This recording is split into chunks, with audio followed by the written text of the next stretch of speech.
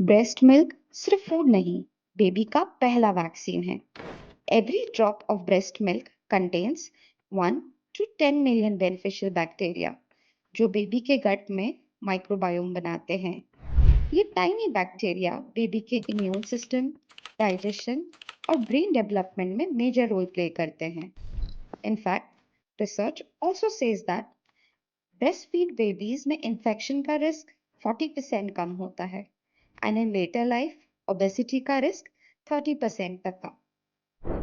लेकिन a lot of times wrong latch या incorrect feeding posture के कारण there is a drop in milk supply, जिस कारण से बेबी को प्रॉपर न्यूट्रिशन या बैक्टीरिया ट्रांसफर नहीं मिलता है।